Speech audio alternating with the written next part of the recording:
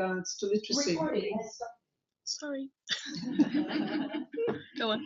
We hear about how nations are faring. What are the statistics?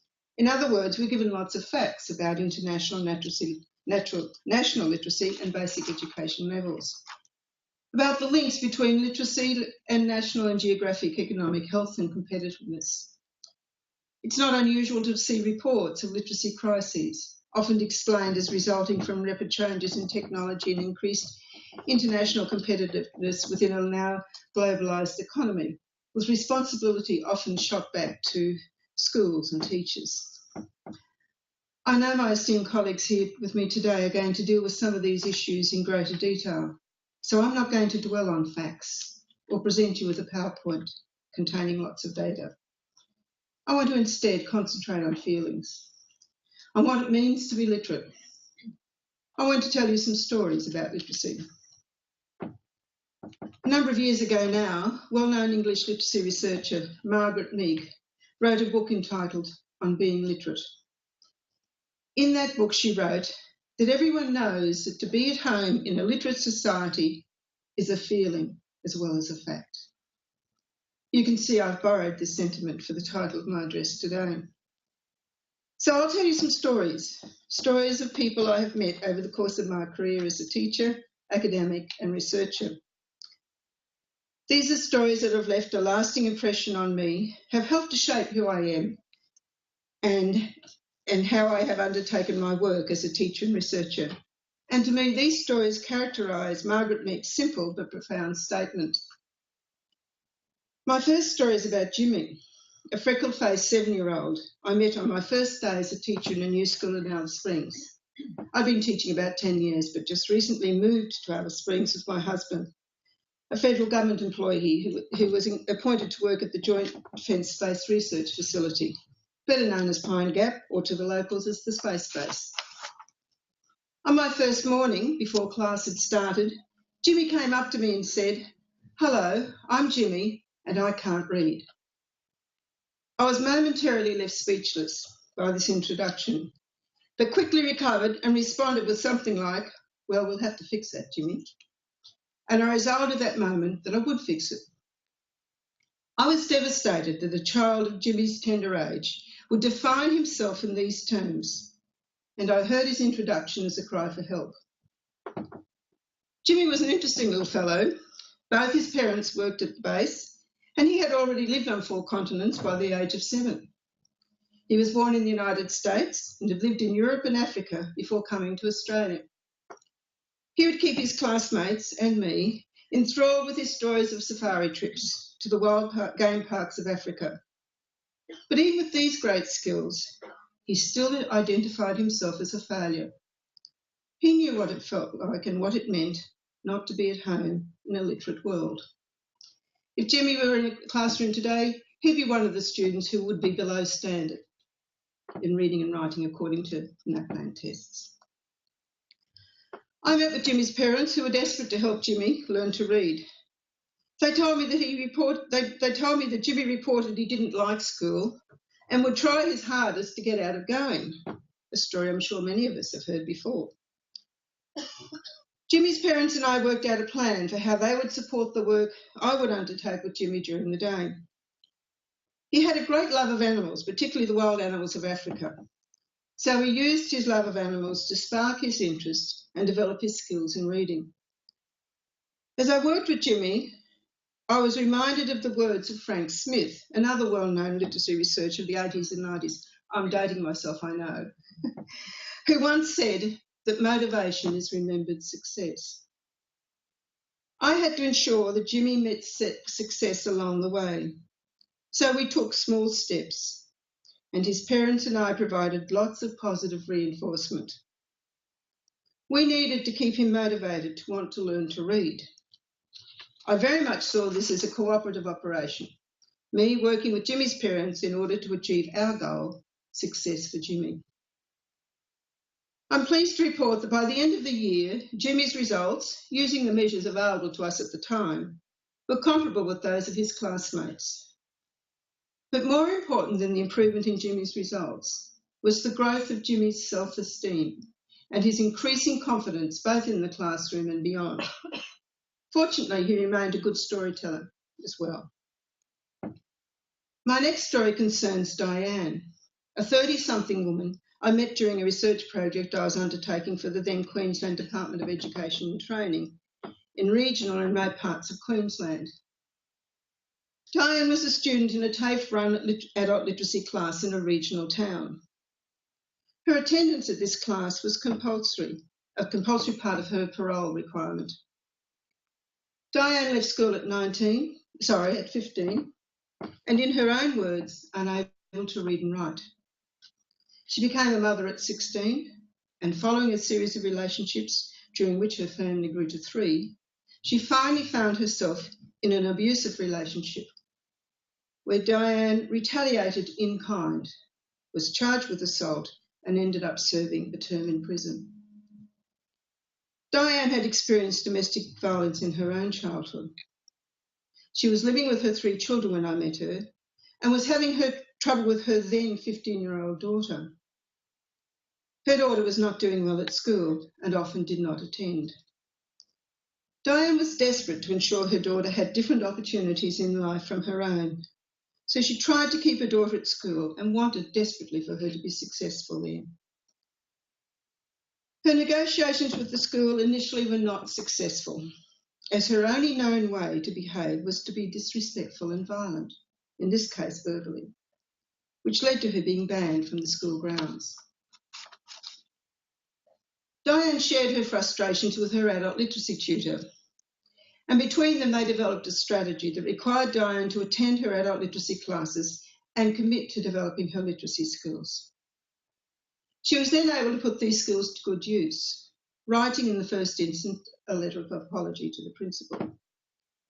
But she learnt more than just how to read and write in her adult literacy class.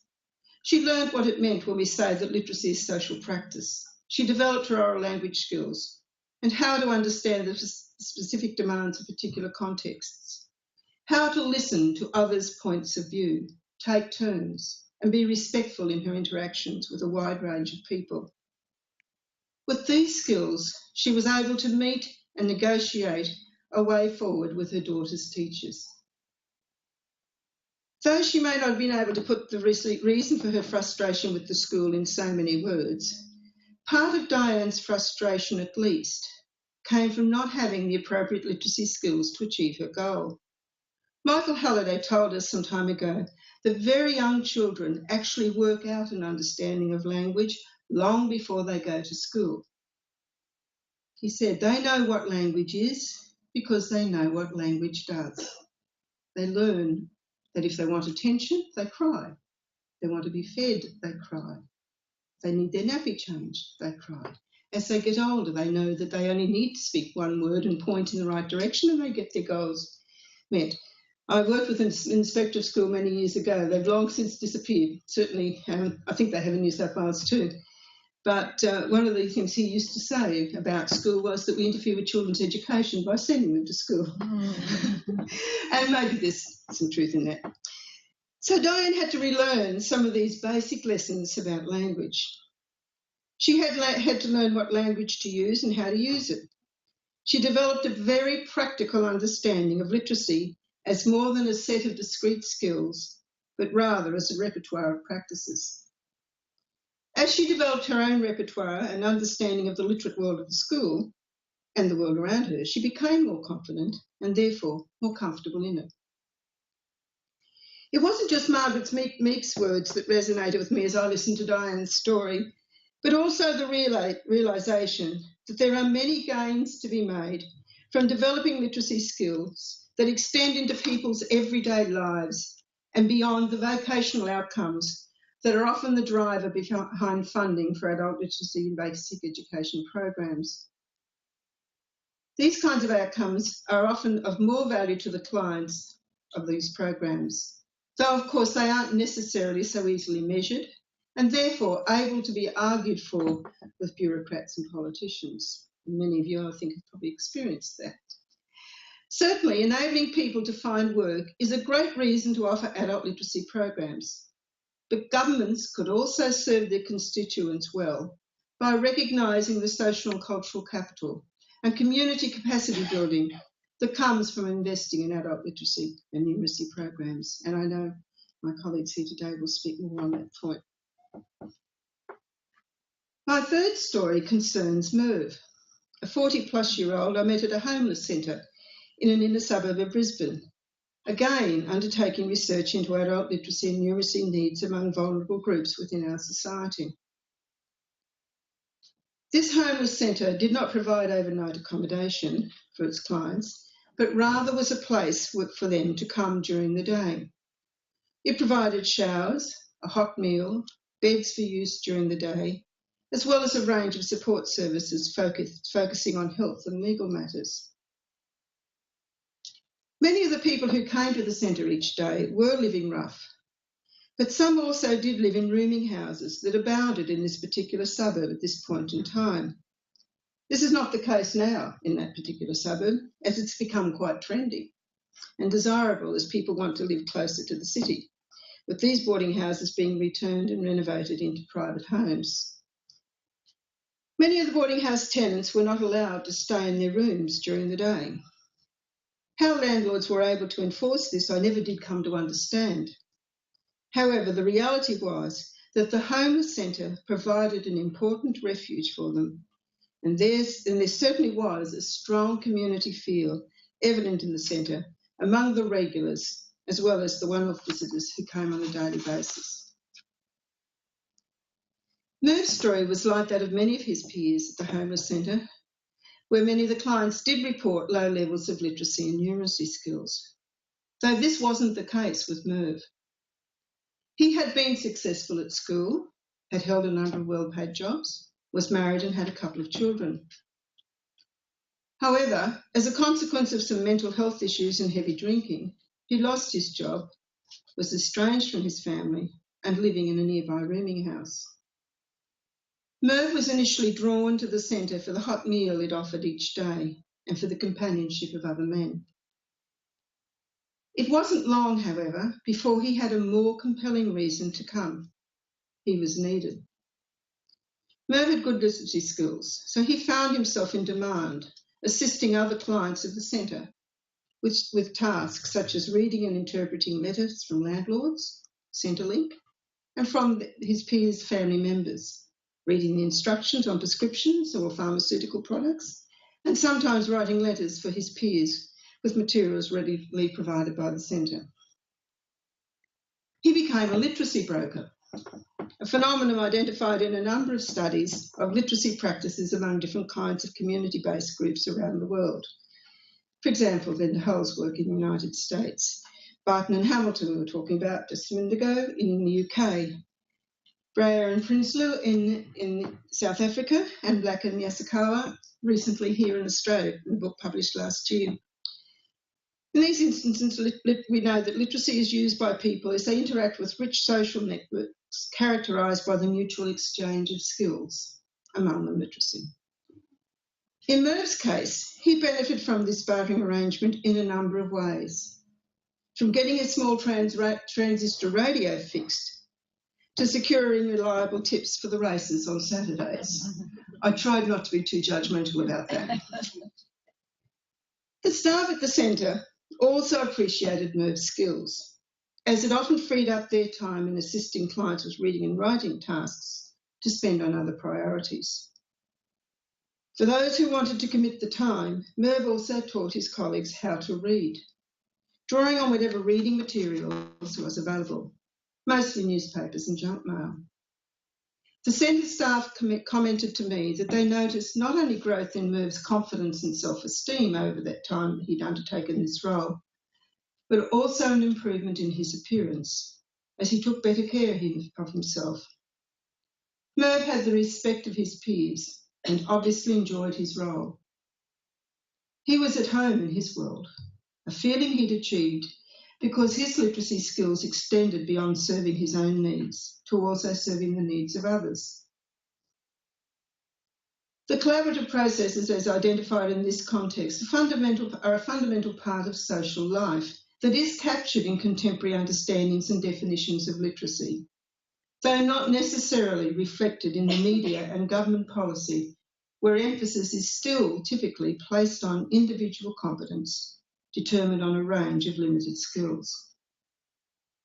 Homeless people, for example, who experience the labour market realities of limited employment prospects, may be more interested in those literacy practices that enable them individually and collectively to access better housing opportunities or to take greater responsibility over their own health and that of their families, rather than in developing those literacy practices deemed essential for the workplace. So far, I've relied on examples that reflect the specific literacy needs of individuals that are not necessarily captured well or addressed in government policy and programs and emanate from these policies. Have my experience in researching literacy in the workplace also reinforced the consequences of a narrow focus on a specific individualised set of literacy skills. In these contexts, it's not unusual for this limited lens on the world to overlook the broader repertoire of skills that workers might have that they could productively contribute to their workplaces.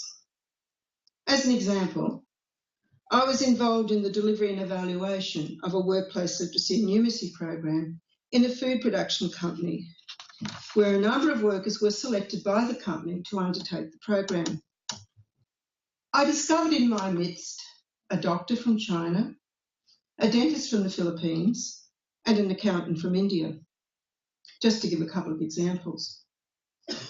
While these migrant workers were willing to have the opportunity to improve their literacy skills at their employers and the government's expense through a program that I believe no longer exists, that's WELL, the Workplace English Language and Literacy Program, these workers weren't necessarily convinced about how this would help them become better factory workers as they currently undertook their work. But they could see real value for their personal lives, for example, in assisting in the education of their own children, but also in helping them to achieve their goal of contributing to their new country through the broader sets of skills they had to offer. All of those professionals were keen to actually be able to take up their professions again in this country. But as you'd probably be aware, there are significant requirements around English language, which is understandable. So for them, this was a way of helping them to achieve those goals. More importantly, though, up to that time, the company made no effort at the point of recruitment to determine the previous training and qualifications background of their low-skilled factory floor workers, and were quite surprised to find out the expertise that they had at their disposal.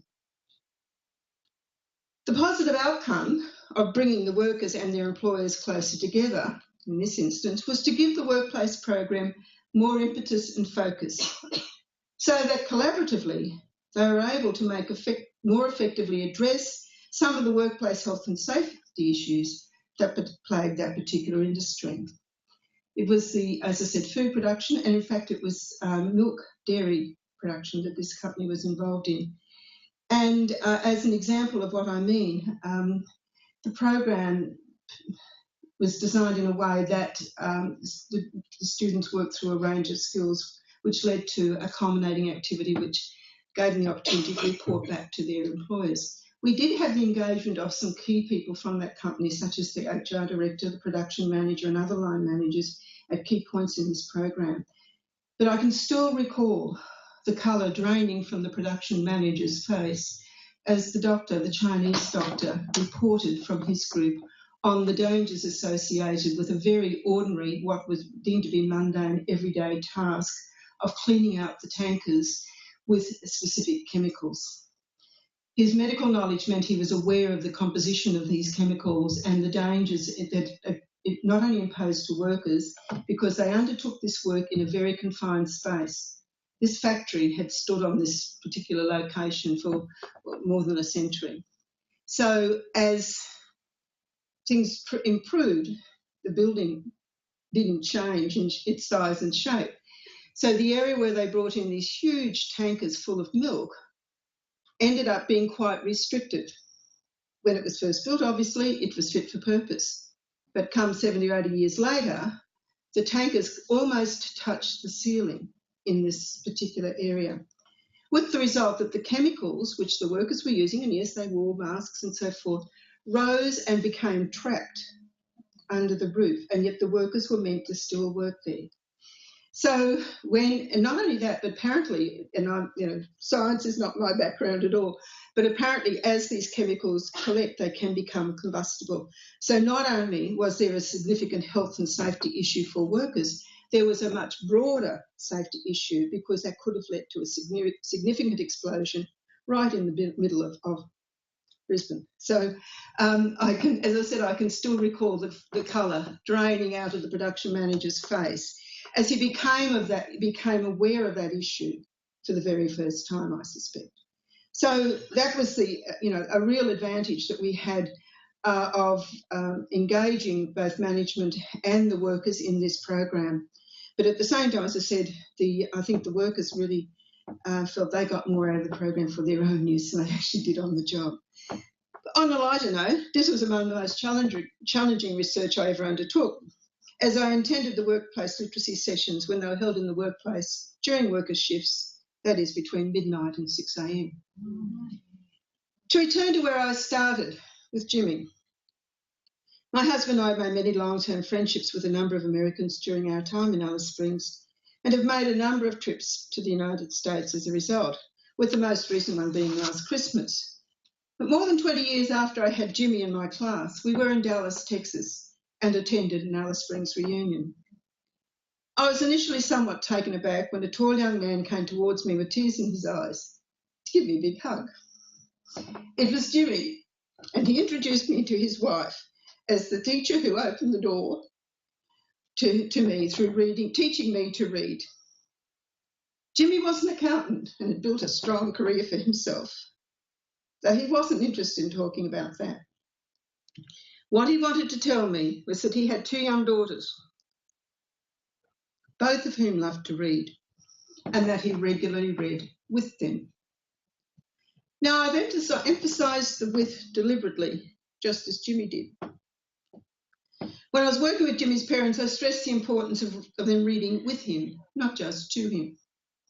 And we also talked about the importance of parents as role models when it comes to teaching children to read. It is essential that children see that reading matters to their parents and carers, and that they read for a range of purposes. Talking about this with their children, and I would always tell parents, talk about what you're reading in supermarkets or the library or wherever you're going, so that they understand we read for a range of purposes and that it is actually a purposeful activity, always. Jimmy told me that he carried this message forward with his own children, sharing reading with them in all its guises in our digital world. So I've led a very fortunate life, a privileged one even, with a sense of privilege coming from the Jimmys, Dianes and Mervs I've had the good fortune to meet along my journey. It's been my privilege to know them, and they have been the source of my inspiration and drive. Over the years, I've read, written and talked about literacy for different purposes and in different contexts.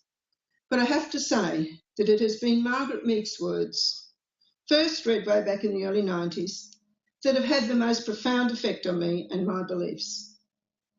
This is because I have felt and seen what it means to be at home in a literate world, lived out in different ways, and I've witnessed its realities in many people's lives. Through these privileged opportunities, I've come to understand what Margaret Meek meant when she wrote, "However and wherever people learn to read and write, literacy adds to their sense of human worth and dignity."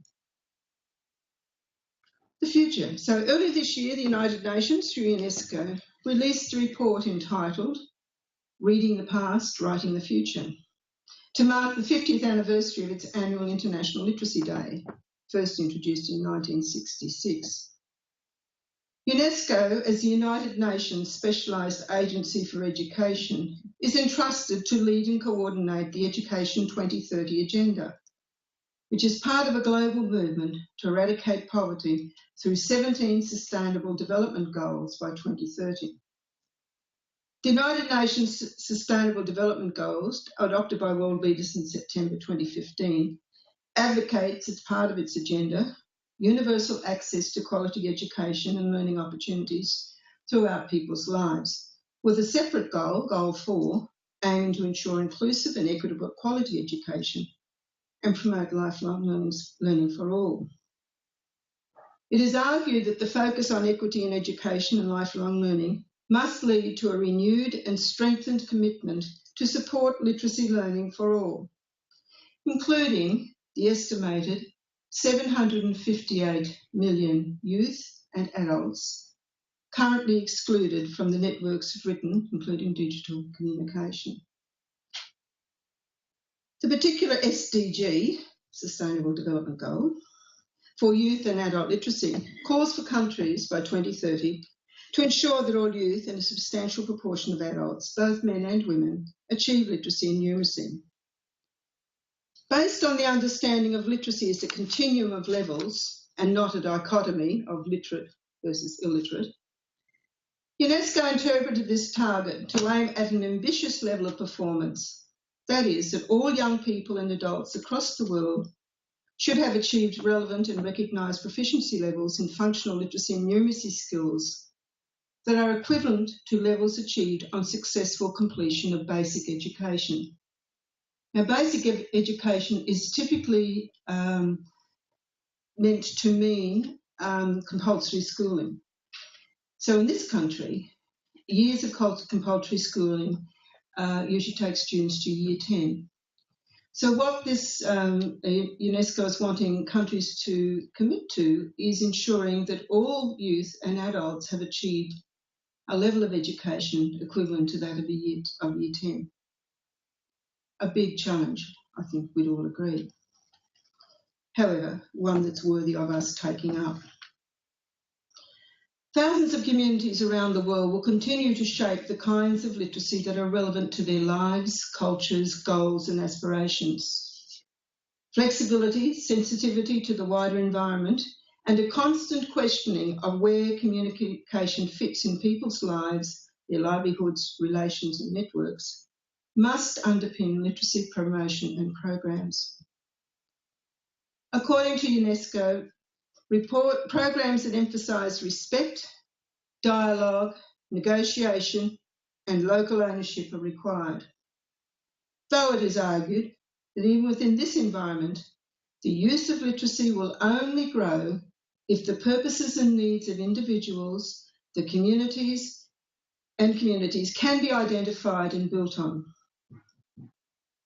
Progress towards developing a culture of lifelong learning and a learning society will not become a reality without the recognition of non-formal and informal learning achievements and, of course, greater financial input.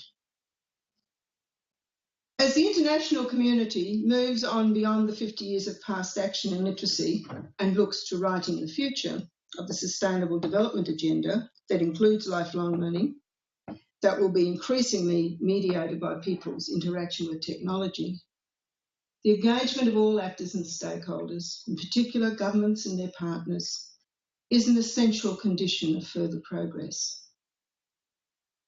This future must be based on the commitment to include everyone in the opportunities of learning and expression afforded by literacy as we continue the search for the most equitable and relevant strategies to move forward. I know what it feels like to be home in a literate world, though I must confess I'm sometimes challenged by the demands of the digital world. My wish is simple. I just want everyone else to feel at home in their world, within their own communities, confident and comfortable in whatever other literate practices of that community.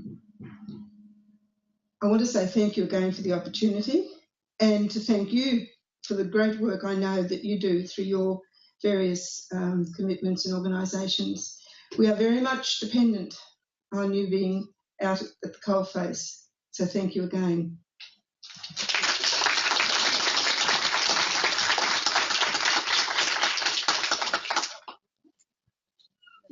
Do people have questions? Yes, I should have warned I'm in time to undercut time limits. No one. Yes. Hold on. Sorry, Smithy, with the microphone so people. Really shy with microphone. No, it's not there. Yeah. My question is about your experience with people and getting access to their own language. They're already literate in one language, but getting access to that and how important that is. I think, we know how important, sorry. Thank you. We know how important being literate and fluent in your own language is before learning another language.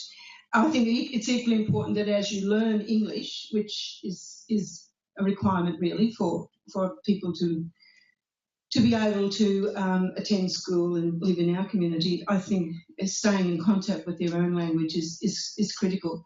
But I think that recognition of the fundamental role that the first, or in some cases second or third, English can, for some people, can be a second or third language, is important to realise, because, and this is not my area, I'm not an educational psychologist or a linguist, but I do believe, you think in your own language first and you develop knowledge of your concepts and you label concepts in your own language. So that capacity to do that in your own language is a fundamental starting point, I think, for becoming literate in another language. Any other questions? I'll just see if there's any on here. Okay. No, nothing in chat. No. Okay. Thank you very much. I've got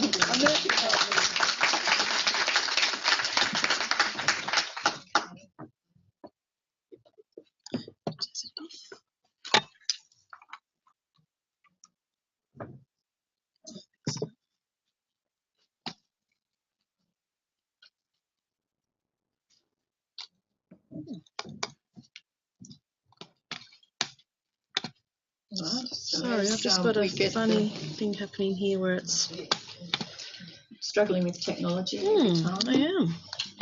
Yeah. I don't know how to get that not to be that. Should be just sharing screen. Well, but it's not being a cursor. See, it's been. Oh. See, I can't click on anything because it's not a cursor. Right click. Cancel. Cancel might be in order. Sorry, everyone. I don't have we'll keep that to here.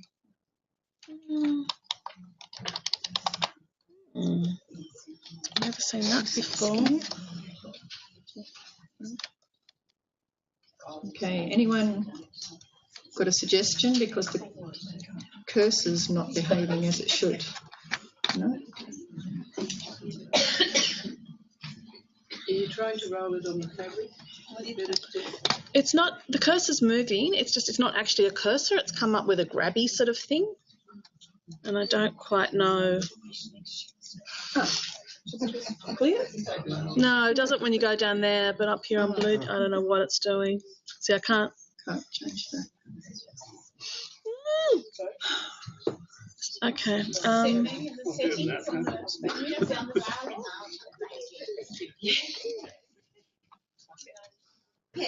it's something to do with blue jeans because it's working in other things. So, let's see, because it won't let me. Excellent.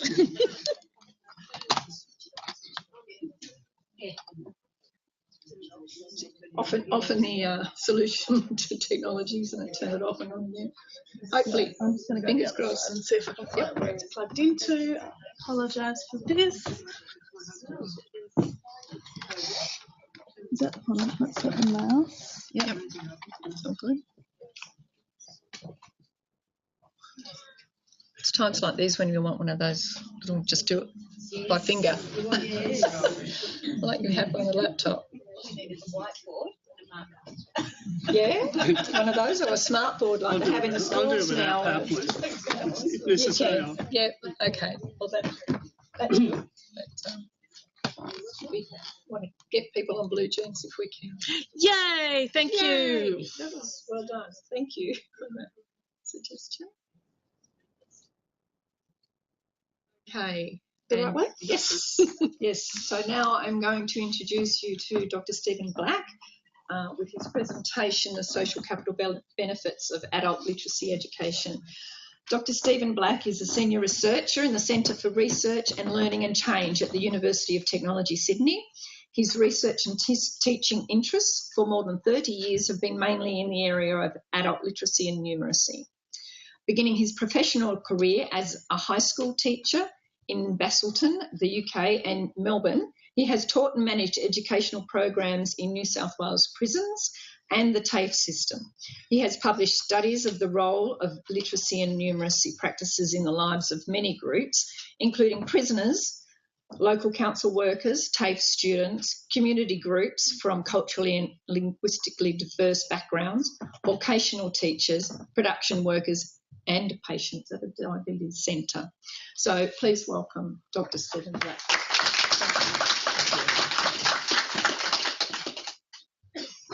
I think that came from my profile at UTS, and I should have updated it a little bit because I think that centre doesn't exist anymore, does it? That I work for at UTS. That's my fault for not updating it. I've been in the field of adult literacy and numeracy for a long time, as you gather just from that introduction. My first job in adult literacy was down at Long Bay Prison in 1980. So it goes back nearly four decades. I worked for a few years in the prison system. Then I shifted into TAFE, teaching as an adult literacy teacher, then as a head teacher for almost 20 years in TAFE as a head teacher of adult basic education before retiring from TAFE. And then for the last few years, I've worked at UTS on various different sort of research projects. So my background is practice oriented. It's based on pedagogy. It's based on what happens on the ground in literacy programs, organising literacy programs, and I've also got an interest in research, which I've developed in more recent years. But from way back in 1980 and those early years, from my own teaching experiences, from talking to other adult literacy teachers, and from looking at the research that was around at the time, it's always been apparent to people who work in the field that people who join literacy programs, adult literacy programs, are gain far more than just the technical skills of reading and writing and maths. It's almost like it's the mantra in the sense of adult literacy teachers that literacy programs lead to increases in self-confidence. This UK research by Charnley and Jones, it's a seminal study. It was very popular when I first got involved in the field, and it's still relevant really. But they went out and interviewed tutors and students, and they asked them what did you achieve by attending this literacy program? And primarily they said, look, increase self-confidence, which was regarded as more important than the actual technical skills of reading and writing. And all the other studies that have followed that have done a similar sort of thing and have interviewed students and teachers, have come to that same conclusion. Look, it's far more than the technical skills. It's how people change. It's the way their identities change. It's the reason for the passion for people working in the adult literacy and numeracy field, because it changes people. Adult literacy provision. It's not just those skills, technical skills. It's how they change as a person, primarily to do with self-confidence. The problem is, though, governments and government policy doesn't recognise that there's anything more to adult literacy and numeracy programs than those technical skills. We call them those technical skills, improving your reading and writing and mathematics, are seen as human capital skills. These are the skills that governments perceive to lead to increased productivity, to people getting jobs, to international competitiveness. It's all the primary role of literacy and numeracy from a government perspective is an increase in those technical skills that supposedly lead to all these economic benefits. That's why international surveys conducted by the OECD. And actually, I realise I've got a mistake there. That's PIAAC, not PIACC. It's the Program for International Assessment of Adult Competencies. So it's a start there. They put great store in these sort of international surveys because they want to look at how Australia is going relative to what other countries in those technical skills of reading and writing. And also nationally, governments and policymakers are very concerned about measuring skills all the time. We've got something called the ACSF, it's the Australian Core Skills Framework, that measures those technical skills. That's why when governments hand out money, what they're interested in, they want to know what they're getting for their money. So they want to see incremental increases in those levels of skills. But they're not concerned really about those other skills that practitioners are concerned about, that previously I mentioned as sort of self-confidence and those types of skills. I want to talk about another kind of outcome from adult literacy and numeracy programs. It's not just the technical skills of improving your reading and writing and maths. It's not just the self-confidence. It's what we call social capital outcomes. Social capital has been a very popular concept, especially in academic work for the last sort of 20 or 30 years. It's a very contested concept, but essentially people would agree that social capital is about social networks. It's about how people relate to other people, how they connect with other people. It's what we do all the time. It's what I'm doing here. This is a social network, of some formal social network. But when you go back to your families and family life, that's a social network. We live in social networks. And social capital is about those networks, how people operate in networks, in groups. And some of the important elements of social capital include levels of trust, sense of self-efficacy. This is a little bit like that self-confidence. It's the extent to which people feel they have some control and influence over what's happening in their lives. The number of social networks which people belong to. I mean, there's been studies done. There was that famous sort of Putnam study back in 1990 or so where they sort of they asked people how many groups, what community groups they were members of, and the idea was that the more groups and associations that you are a member of, the healthier society is. So it's based on the number of social networks, memberships, the types of membership within those networks, and also you've probably heard of the bonding ties, bridging ties, and linking ties. I mean, bonding ties are the connections that we have in groups that are close to us, so our family or our work colleagues. Bridging ties are those links that we have, connections that we have with groups that are different from us. And linking ties are the connections we have to institutions. So this, very briefly, is what we sort of see by social capital generally. But no one until, well, a decade ago, I had the opportunity with a couple of other colleagues, Joe Bellarti at James Cook University and Ian Falk at Charles Darwin University, to consider the social capital outcomes of adult literacy and numeracy courses. Now, so far that hadn't been done. I mean, we had all that self-confidence stuff that remains perfectly true for adult literacy and numeracy courses. But up until a decade ago, no one had actually considered, well, what are the social capital outcomes for people doing adult literacy and numeracy courses? We did find that someone in Scotland was doing something similar at the same time, around 2006. And what this study involved was in-depth interviews with up to almost 60 students of adult literacy and numeracy and their teachers in 3 different places. There were 2 programs in Sydney, there was one in Townsville, and there was one in Darwin. And it was a national study. It was funded by the NCVER, the National Vocational Centre. And what we found in that study was that the vast majority of students, 80% of students, when we went through their interviews, we found that they had reported social capital outcomes in some way from attending those adult literacy and numeracy courses. We also found that those social capital outcomes improved their quality of life, improved their socio-economic well-being. And we also found that social capital, whilst being different from human capital, those technical skills, they were often interrelated. One often depended on the other. Sometimes you needed social capital in order to access the human capital, and sometimes vice versa. So we weren't trying to suggest that human capital skills weren't important and that social capital skills were. We were trying to say that they're both important and they're interrelated.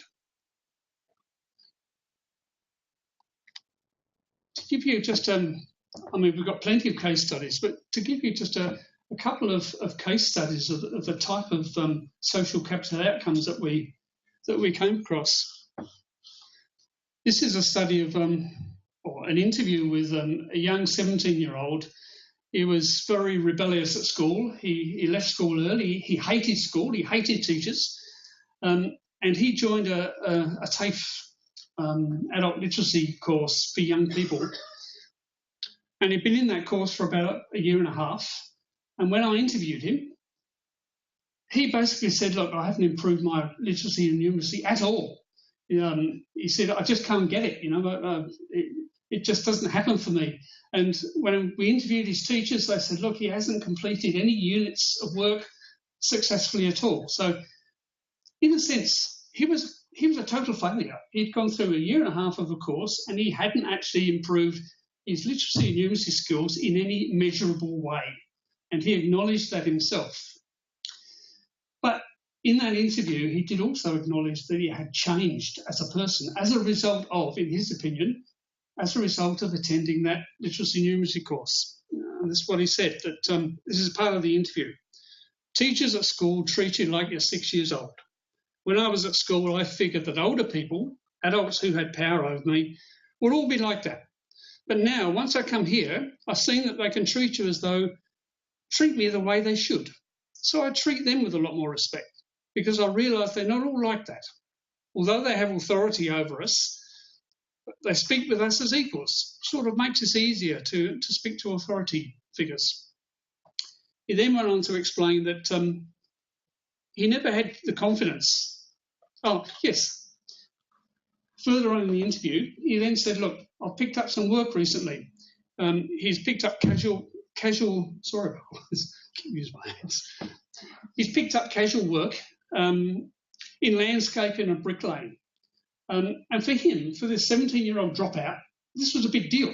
I mean, this is important to him. He found that there was employment for him, and that he also found that he could now work with authority figures. As he said, I never had the confidence to do that when I was at school, to go out and get a job with the authority figures sort of thing. I just have so much more respect for everyone, for all the adults, even students here. I didn't get on with students at school. So in his case, he spent a year and a half in a TAFE college. He didn't improve his literacy and numeracy skills at all, but he came out of that course with social capital skills. He found that he could now relate with authority figures. That's a social capital outcome. He could now relate with authority figures and he couldn't before. And obviously that's something to do with the way he was treated in that network, in the classroom, the way the teachers treated him and the way he got on with other students. So that's an outcome, a major outcome, social capital outcome of an adult literacy course. But it's not a human capital outcome. He didn't gain much in human capital skills at all. Another example, this one we called her Amy. It's not a real name. She's from an non-English speaking background. I think she was Korean, or it might have been Cantonese a long time ago now. It's a decade ago. And she was the mother of a teenager who was at school. Now, Amy spent 3 years in an adult basic education course in TAFE. And as a consequence, she improved her language and literacy skills. And she told us in that interview, look, she can now write letters to her son's teachers with, absence notes, that kind of thing. Now, previously, she relied on her husband to do that. She attends parent-teacher nights where she interacts with teachers. And recently she negotiated with teachers for her son to receive ESL assistance at school. Now, in her particular case, her well-being had improved, her quality of life had improved, and what had made that improvement was those technical skills of reading and writing. She had actually improved in her reading and writing, and as a result of those human capital skills, she could then, that enabled her to access the social capital skills of then talking with teachers and linking with an institution, if you like, the institution of her children's school. So in her case, human capital skills led to human capital skills led to social capital skills. There's an interrelationship between them. Now, I don't know how I'm going for time. I often sort of end up, because I don't know if I'll go through all of these. I mean, you know, we interviewed 60 odd students and each of them had stories. Some of them had multiple social capital outcomes. A couple of them had no social capital outcomes. But you sort of get the drift that social capital outcomes are a major outcome of adult literacy and numeracy programs. Sometimes they're not completely life-changing, but nevertheless they're significant. I mean, these are just some of them. The first one's another 17-year-old boy. He's got his mother's trust now. He didn't have before. He was truanting from school before. Now he comes to TAFE doing an adult literacy course. As a result, she always knows where he is. There's more trust between mother and son. That's part of a social capital network of the bonding ties. It's a 45-year-old man from Iran. He now feels confident to participate in informal discussions and informal conversations at work. He feels that he can exert himself a little bit more. He's got a bit more influence in the workplace. His self-efficacy has improved.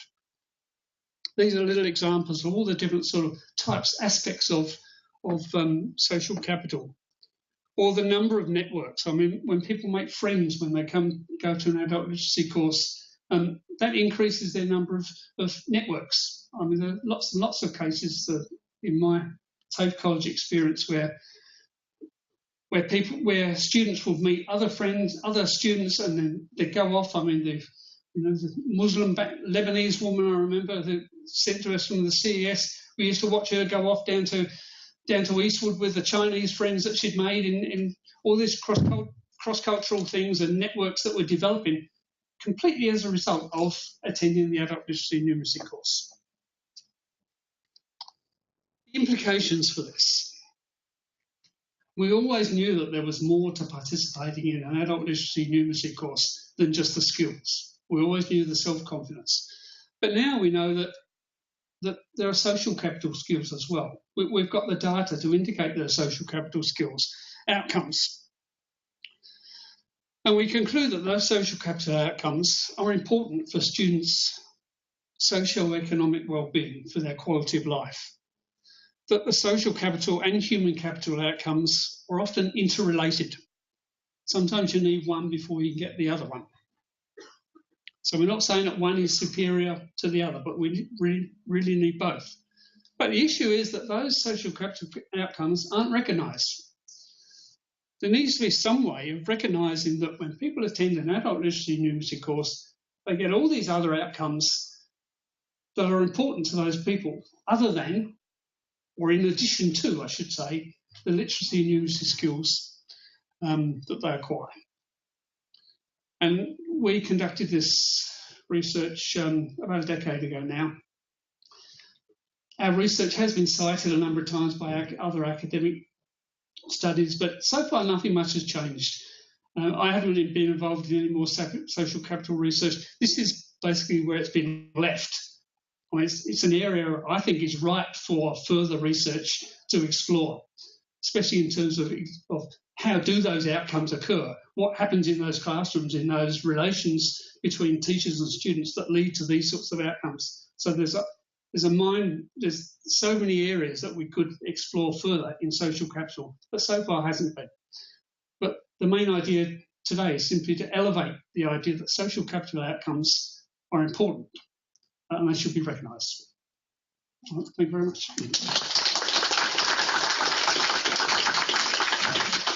Any question?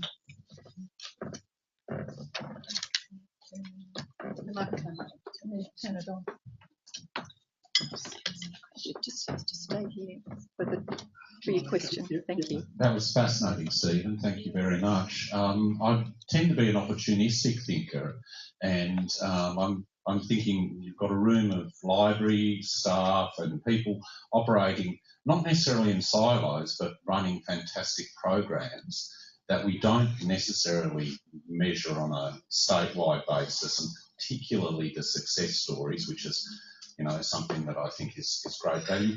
Can you see an opportunity in potentially looking at the programs that are running and helping us to measure the social outcomes that we are generating? Well, I think one of the problems with social outcomes are that they're qualitative outcomes, and we've always had this problem with self-confidence as well, how to actually document them. I mean, we don't, once you start to count in the number of membership networks, those type of things, it sort of loses its quality. So that's the problem. Governments like to measure literacy and numeracy skills because they have standardised scales with which to try and do it on a quantitative basis. I don't have an answer there. I don't know how you can actually measure, apart from qualitative studies from such as the one that we've conducted.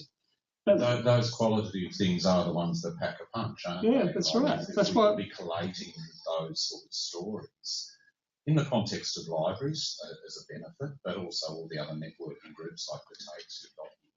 It'd be great to have a platform for that to be sort of shared with the world. Yeah. It'd also be interesting to the linkage of adult literacy students to libraries. Yeah. That's social capital outcome.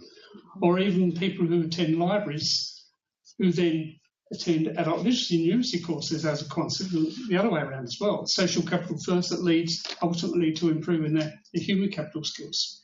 That's like the research project. I think there's a lot of scope actually with libraries. And I've done a little bit of work recently where I've gone back to some of the original sort of 1970s, 1980s stuff in the links between libraries and literacy, and this, you know,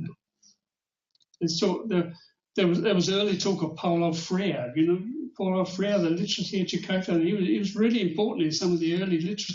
Helen Modra and did some work in library work back in the late 1970s, early 1980s, that showed that libraries had incredible potential for empowerment of students. And to produce those self-confidence and social capital outcomes. Hi, Stephen. Thank you so much for today. It was great listening to it. I'm actually part of the Paint the Town Red movement from Shellharbour, so we Paint Shellharbour Red. And the council's recently taken over that. So it was a not-for-profit funded program to start with, but we've recently taken it and we're running with it. And we were doing a review recently for Paint the Town Red as a whole, because they're trying to actually prove that we can be funded by the government to say that it actually makes an impact on literacy skills, and it particularly focuses on 0 to 5. And one of the arguments one of the ladies made from Parks was that she felt that it had social impacts, and it would be great to use your article as a solid foundation of proving why that's so important. But I didn't grab the name of it. Can I grab the name of your research article, please? As you could Google it, reframing adult literacy and numeracy course outcomes. And if you put my name in there, Stephen Black, and if you put Joe Bellotti, you'll locate it in a Google find, yeah. Thank you, because I know it's for adults, but this is being able to show that if we can do it now with families and get families thinking about it, it'll impact the children before they even get to, school levels. So, yeah, thank you. Actually, Joe, as a person called Joe Lobianco once said that if you want to try and influence policymakers, I'm not sure it works. He talks about stats and stories. you need statistics, but you also need stories. Now, I guess what I'm talking here about are the stories. So in order to try to convince policymakers, and unfortunately the stories often don't gel, but very often they do as well. So it's the statistics plus the stories, the narratives. Thank you. Okay. Thank you very much, Stephen.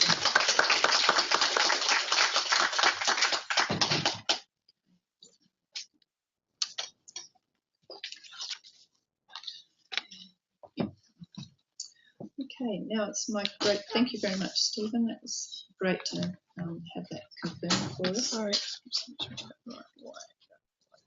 Okay, now I'd like to introduce Dr. Kiko Yosakawa with her Stories of Resilience project. Dr. Kiko Yosara is a lecturer and teacher educator in adult education at the University of Technology, Sydney. Her teaching and research interests are in the connections between policy, practice and pedagogy in adult literacy and numeracy education. She is the current president of the New South Wales Adult Literacy and Numeracy Council. In 2016, she co-edited Resilience, Stories of Adult Learning with Tara Furlong in the UK, which is a digital book of adult learners' stories. So please welcome.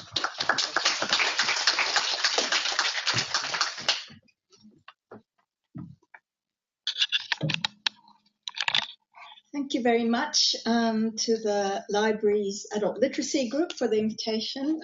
It's great to be here, and it's great to see interest in adult literacy and hopefully numeracy as well, because I'm a numeracy person.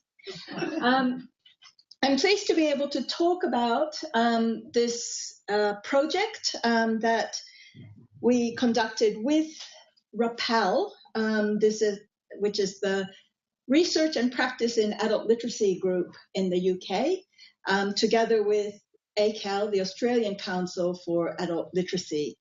We're kind of sister organisations of professional adult literacy and numeracy educators, researchers, and teacher educators. So in 2014, we decided to work together. And I want to tell you a little bit about the background to this project, but also the findings from the analysis, which is work in progress, that we're undertaking at the moment. So first of all, there's a lot of acknowledgements due, and first of all to the adult learners in Australia and the UK and their teachers who were very generous in contributing their stories to this book. And Tara Furlong, who's the president of RAPAL, Michael Chalk was the project officer who was employed for this project. Ross Bauer and Julie Furnival were on the project team. And Linda Cameron is a TAFE teacher. And after the publication of this book, she came to see me and she said she wanted to do some research. And so I said, okay, well, would you like to do some analysis of the stories that came through in this book? And she said yes. So a lot of the analysis, that's still work in progress that I'll be presenting, was enabled by the assistance of Linda. And ACAL and RAPAL and the New South Wales Adult Literacy and Numeracy Council, who were involved in promoting this project in New South Wales. So the project, as I said, was a joint initiative of the Australian Council for Adult Literacy and RAPAL, and we had a shared concern about the invisibility of the learners in popular discourses about literacy that both Steve and Geraldine have already mentioned, about governments and policymakers always talking about the statistics, and what the statistics they really like to talk about are the bad statistics. They never talk about the good statistics, even though there are plenty if we choose to look for them. And we saw it as an opportunity to give voice to the adult learners' experiences of learning and literacy in their lives. So an opportunity to allow them to voice their stories. So the aims of the project were to, first of all, to celebrate the experiences and achievements of adult literacy learners in the UK and Australia.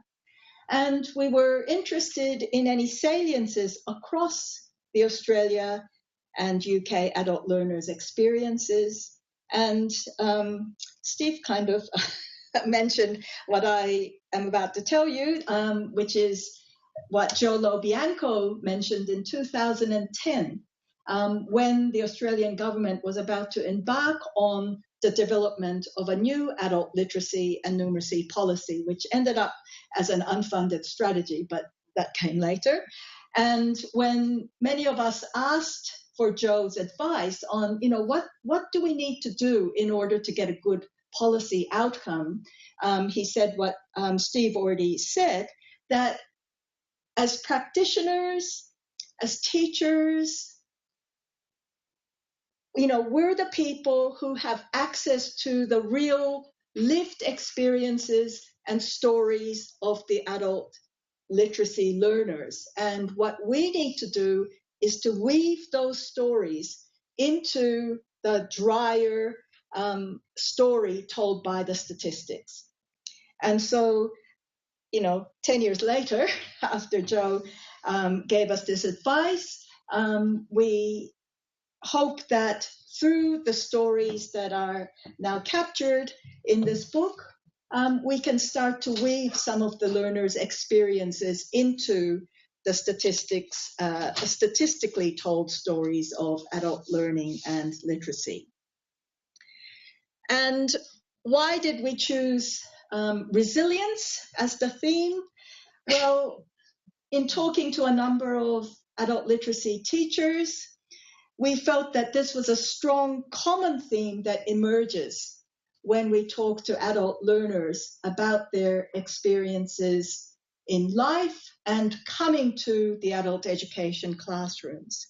And we felt that we needed to have some sort of a common focus or a hook to engage the learners to writing their stories. So what did the stories tell us? And this analysis is what my colleague in TAFE, Linda Cameron, did a lot of work in helping to uncover. And there are many ways of thinking about how to analyze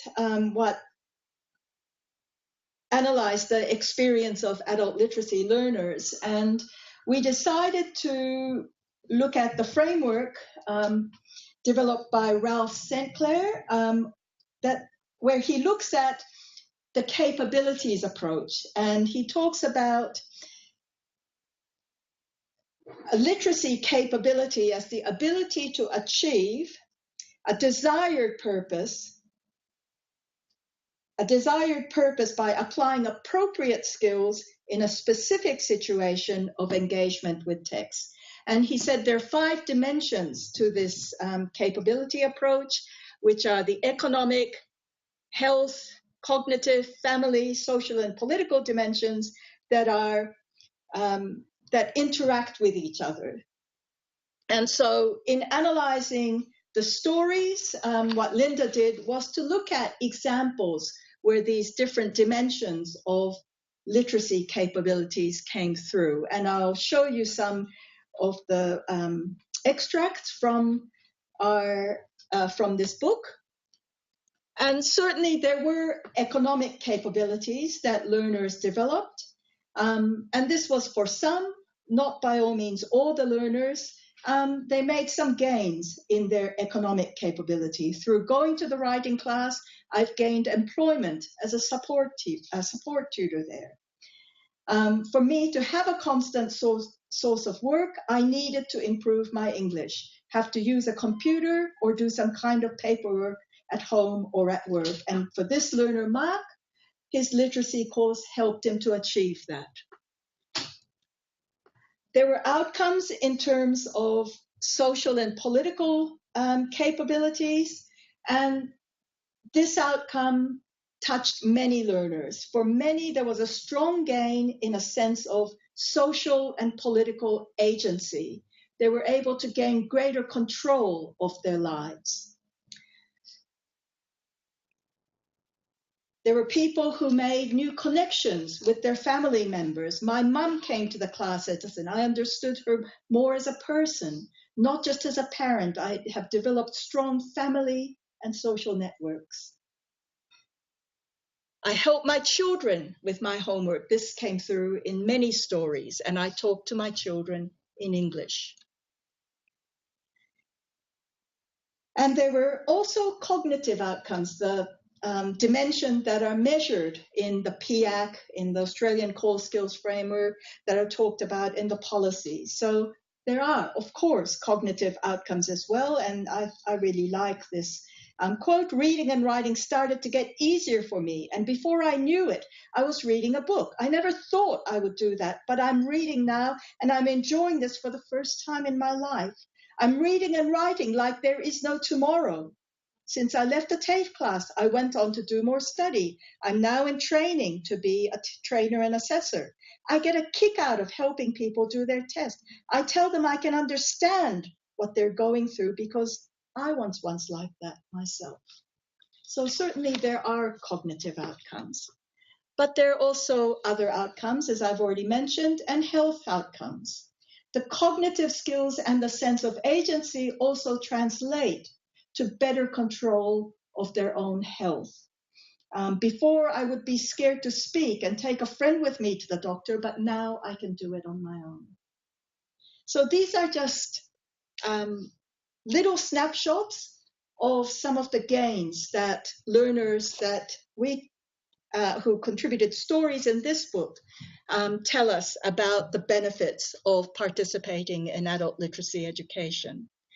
And none of these gains stand out on their own. They're all interconnected. The confidence, the independence, the skills, the pride, the hope, the sense of self-worth. So Chris, there are these outcomes. It's really difficult to measure them individually because they're interconnected, but that doesn't make any of them less important. So why do, am I up to? 7 minutes. 7 minutes, okay. So why do stories matter? As Steve and Geraldine have already mentioned, we hear and see a lot said about the learners, and particularly about the negative consequences of literacy in policy documents, in the media, from politicians, but rarely do learners have a chance to tell their own stories. And so this quote from Gaber Katz talks about how stories enable us to hear and read the learner's own interpretations of their world. And the learners are the experts in the stories that they tell. And I think if you have a chance to look at the stories, read the stories, you'll see this coming through very strongly. I do have to share a word of caution about undertaking a learner stories project in adult literacy classes. And I didn't really think about this prior to us embarking on this project. But when this got published, a colleague, an adult education, adult literacy colleague, an eminent professor in the UK, sent Tara Furlong and myself a very stern email. He was very cross, and he was almost sort of saying to us, "What have you done?" You know, he was quite. I think he was quite angry, and what he was saying was that you have to be really careful, and I think we were careful in this regard, in getting learners to write their stories, in how we structure that activity. Because if we teach students to write a story, well, if we think about the story genre, you know, you have a situation, then you get, you know, you develop a plot, and then the end of the story is some sort of a resolution.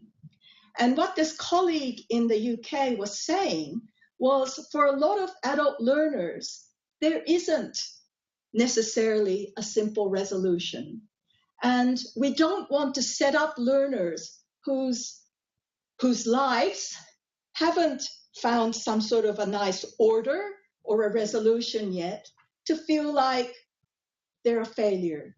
Yet again, because as we know, many adult literacy learners, adult literacy and numeracy learners come to adult basic education classes because they feel that they've been a failure in their schooling. And we really don't want to set them up for another experience like that. So this is a word of caution from let's see, what was her name? Here. The life stories produced by adult learners in our classrooms are, in important senses, fictions, she says. The provocativeness of this claim depends in part on the everyday meaning of the word fiction, something that is untrue, invented, fiction as opposed to fact, and I argue that we may not so much be allowing students to discover and express a true self as we are teaching them to invent one. So when we get students to write their stories, we need to be sensitive about, what it is we're expecting. We're not asking for grand achievements in life. And when we were doing our workshopping in New South Wales, our sort of a professional development workshop with teachers who were thinking of participating in this project, we, emphasized, get your students to write even a small story that says something, speaks something to the idea of resilience. It doesn't have to be a major life achievement. So I think that's all. These are some references on student writing and adult literacy gains. And if you're interested in getting a copy of, or an e-copy of this book, it's free and you can get it from the website of the Australian Council for Adult Literacy. And you can also order a printed copy if you want. Thank you. Thank you. Is there any questions? People? Up the back here.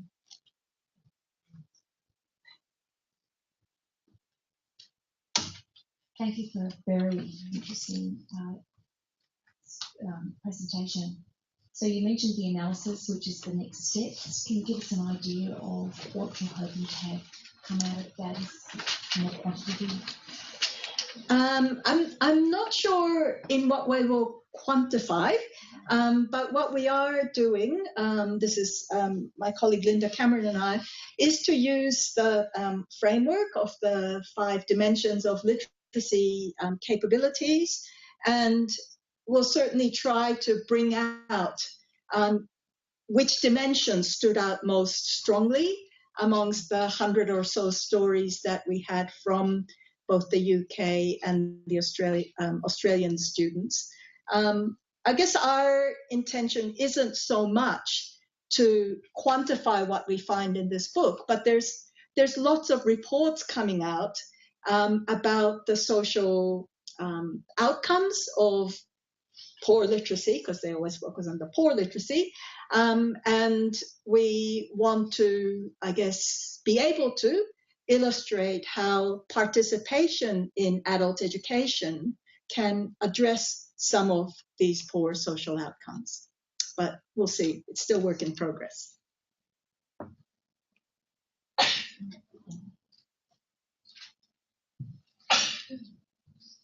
Akiko, sorry, me again. Just an observation and a question. One is, with the tutoring programs or whatever, there's actually a social benefit for the tutors, which is actually really interesting to capture. The question is around people who are prepared to tell their story and those that are afraid to tell their story. We've had a range of different successful stories with the tutoring program. But some groups don't want to let the world know that they've needed tutoring, and particularly the migrant community is generally happy to tell, but we found that for the Anglo-Saxon, somebody who's 50 or 60 years old, they actually don't want the world to know that they couldn't read or write for 50 years of their life. Did you get any of that sense coming through the stories you were collecting or that? Probably not. Well, I think the sense of shame that a lot of learners for whom English is their first language, they did talk about their shame and being shamed in their education. But I think we're aware that in Australia, and I've got a colleague who runs a volunteer literacy class, and she talks about how a lot of the learners who have English as their first language now have nowhere to go, except perhaps in the libraries and except in her volunteer provision, because and I also heard this from the manager or former manager of one of the C program, the labour market programs, that because providers of these accredited programs are now funded on the basis of success rates or achieving outcomes, this former manager of the job seeker program said, we tend to take the migrant ESL learners because they tend to continue to come, because for them there's not the same shame attached to it. They're learning an additional language. They already have a first language, and they're doing something even more. Whereas for those learners who have English as their first language,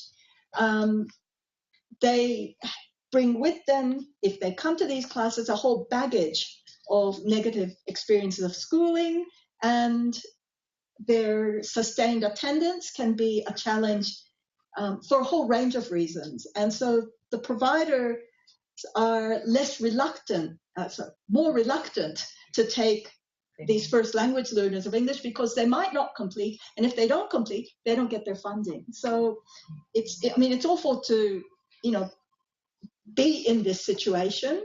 But yes, I think what you're saying is quite right. Even the term literacy has a stigma. Yes. Yeah. Thank you. Well, join me in thanking Dr. Kiko.